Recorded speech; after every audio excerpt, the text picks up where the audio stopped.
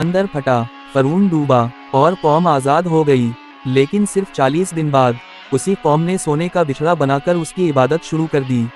ज़रा तसव्वुर करें, एक ऐसी कौम जिस पर आसमान से मन वाओ सिल्वी उतरा, पत्थर से पानी निकला, बादल साया बिन गए, फिर भी नाफरमानी से बाज ना आए। ये वही कौम थी जिसने कहा था, ए मूसा, हम अल्लाह पर ईमान नहीं लाएंगे जब तक उसे अपनी आंखों से ना देख लें। और तब अचानक एक बिजली की कड़क ने इन्हें अपनी लपेट में ले लिया।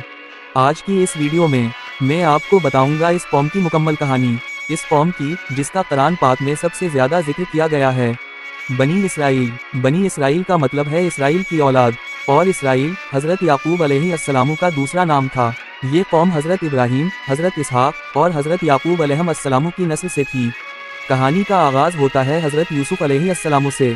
आपके अपने भाइयों ने आपको कुएं में फेंक दिया, फिर आप गुलाम बनाए गए, कैद में डाले गए और आखिरकार अल्लाह ने आपको मिस्र का वज़ीर बना दिया। हज़रत यूसुफ अलैहिस्सलाम ने अपने वालिदैन और भाइयों को मिस्र बुला लिया और बनी इसराइल वहाँ आबाद हो गए। कई सौ साल तक वो मिस्र में सुकून से रहे। फिर आया जालिम फरून का दूर, इसने बनी इसराइल को गुलाम बना लिया। इन्हें अजियत दी जाती, इनके बेटे मार दिए जाते और औरतों को जिंदा रखा जाता। तब अल्लाह ताला ने हज़रत मूसा अलैहिस्सलाम को भेजा। इन्होंने फरून से कहा, बनी इसराइल को मेरे साथ जाने दो, लेकिन फरून ने इनकार किया।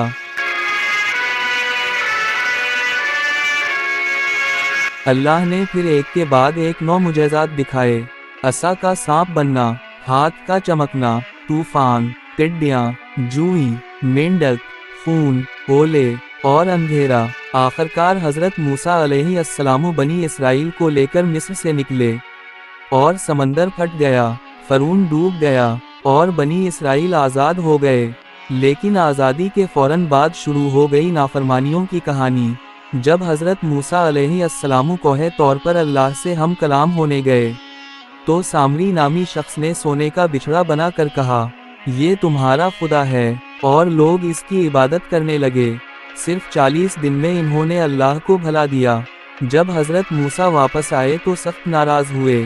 अल्लाह ने तौबा करने वालों को मुआफ़ किया, लेकिन शर्त रखी कि जो बिछड़े की इबादत में शरीक थे, इन्हें कत्ल किया जाए। फिर एक और नाफरमानी, इन्होंने कहा, ए मूसा, हम अल्लाह पर ईमान नहीं लाएंगे जब तक उसे खली आंखों से ना देख लें।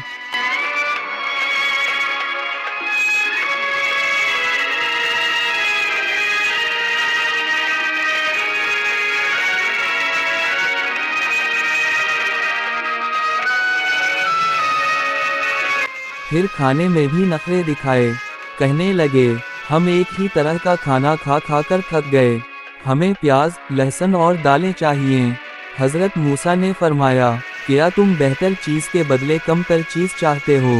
फिर हुक्म मिला, शाम के इलाके में जाओ और शहर को फतह करो। लेकिन इन्होंने कहा, ए मूसा, वहाँ तो बहुत ताकतवर लोग हैं, तुम और तुम्हारा रब जा कर लड़ो, हम तो यहीं बैठे हैं। अल्लाह नाराज़ हुआ और फरमाया, अब 40 साल तुम सहरा में भटकते रहोगे।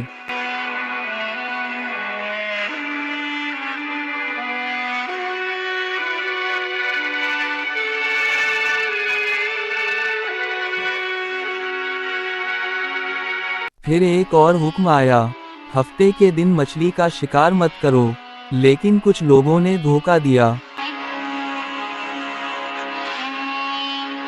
जुमे को जाल डाले और इतवार को मछलियां निकाल लें। अल्लाह ने इन सबको बंदर बना दिया। फिर एक शख्स कत्ल हुआ और कातिल का पता नहीं चल रहा था। अल्लाह ने फरमाया, एक गाय ज़बा करो और इसका गोश्त लाश पर रखो, वो जिंदा होकर कातिल का नाम बता देगा। लेकिन बनी इसराइल ने एक के बाद एक सवाल किए, कौन सी गाय, क्या रंग हो, कितनी उम्र हो? आखिरकार जो गाय मिली वो बहुत महंगी थी।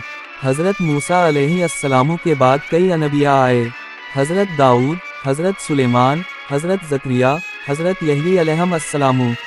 लेकिन बनी इसराइल ने उनमें से बहुत से नबियों को कत्ल कर दिया। कुरान में अल्लाह फरमाता है, जब भी उनके पास कोई नबी वो बात लाया जो उनकी ख्वाहिश के खिलाफ थी, तो किसी को झटला दिया और किसी को कत्ल कर दिया। फिर जब हज़रत ईसा अलैहिस्सलाम आए तो इन पर भी ईमान न लाए, इन्हें कत्ल करने की कोशिश की। مگر اللہ نے انہیں آسمان پر اٹھا لیا۔ توریت میں نبی آخر الزماں حضرت محمد صلی اللہ علیہ وسلم کی نشانیاں درج تھیں، لیکن بنی اسرائیل کے علماء نے انہیں چھپا لیا۔